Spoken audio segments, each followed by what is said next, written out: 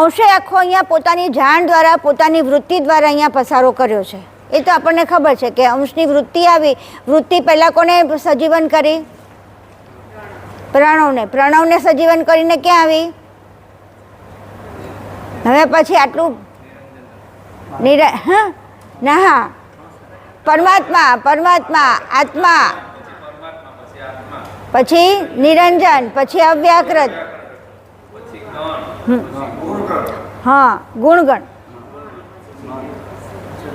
આવી ગયું ને. ગુણગણમાં બધું આવી ગયું, આપણે કંઈ કરવાની જરૂર નથી. એ 10 આવી ગયા એટલે 72 તત્વોને આવી રીતે સજીવન કર્યા. કોણે? અંશની વૃત્તિએ. અંશની વૃત્તિનો એટલે અંશનો આભાસ. અંશનો આભાસ એટલે વૃત્તિ. આભાસે આભાસ પાછા એકને સ્પર્શ કરીને બીજો, બીજાને ત્રીજો, ત્રીજો આમ આમ કરતું આવે છે. સીધું નથી થતું. એક પગથિયું કરીને આવે છે. એક પહેલાં આને કરે, પછી આને કરે, પેલું આને કરે. નિરંજન અવ્યાકૃતને કરે, અવ્યાકૃત આને કરે. એટલે શું થાય કે ધીમે ધીમે ધીમે ધીમે એ ચાસણી કેવી આ બધી વૃત્તિનો કેવો થતો જાય? હા ચેતનવંતું તો થતું જાય છે, પણ એ બધો કેવો થાય? બધામાં વિકારી પ્રણવ ભળતો જાય. જેમ જેમ નીચે આવતા જાય એમ એમ એટલે અંશની બધી અંશની જે જાણ છે આખી મૂળ જાણ, અંશ બુદ્ધિ જાણ લઈને આવેલો છે.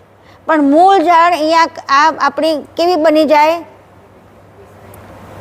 આ સીમિત બની જાય. કેમ સીમિત બની જાય? કારણ કે આ બધા તત્વોનું પેલું લેતો આવ્યો છે. એટલે એ બધા એટલે બધો વિકારી થઈ જાય. એટલા માટે જાણ પછી સીમિત થઈ ગઈ. એટલે આપણે આ કેવા અલ્પજ્ઞ થઈ ગયા.